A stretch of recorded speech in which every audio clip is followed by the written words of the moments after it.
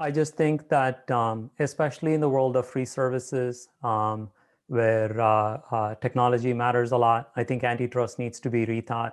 I think changes like that happened 50 years ago that tied things like the effects of monopoly just on like consumer price harm and so on. I think it needs to be rethought in a pretty fundamental way. I think as a country and society, we are very unprepared for very large companies that not only take over one sector, but take over more and more sectors. At its logical extreme, I think it's important to remember that companies serve themselves. They don't serve the societies that they're a part of. And from that perspective, I think we need to take a robust, hard look at what does antitrust mean in the new information technology age. Cindy, it looks like you want to say Yeah, something. I mean, I totally agree about antitrust, but that's actually a pretty long road. We can do it, but we got some Supreme Court precedents we need to reverse to get there.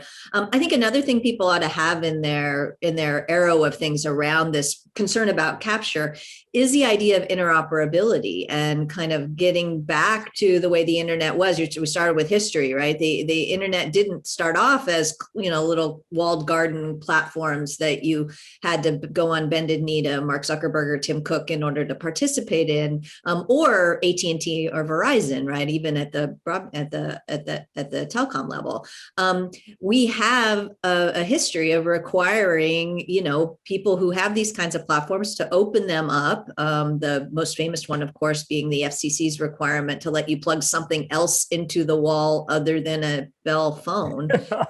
Which gave us arguably the entire idea of a home internet. So we can do these kinds of things. They need to be targeted and careful. I'm not a big fan of overregulation, but I think that in addition to changing antitrust law, which I'm very supportive of, we really do need to think about pushing companies, whether that's through laws, but also just through pressure to open things up and allow a more interoperable, distributed environment, so that just by being the first person to offer something, that doesn't necessarily mean that you're always going to be the only person that does. And I think that opens up a lot of space for innovation. And I think especially with these gigantic data sets that are being used to do AI, there's some serious thinking that needs to be done about how to make those not walled gardens, given the benefits for all of us by having a lot of people be able to use them.